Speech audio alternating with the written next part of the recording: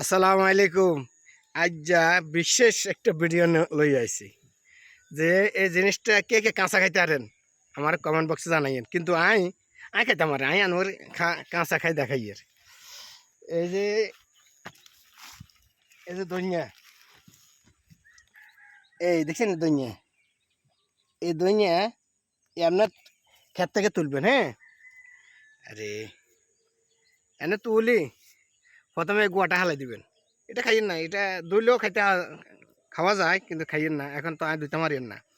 এনে লই এগুলা যদি কাঁচা সালাদ খাওয়া যায়, কাঁচা ওই ইফতারের লগে দাম যায়, তো কাঁচা খাইলে কি সমস্যা আছে? বিসমিল্লাহ। হুম হুম আহ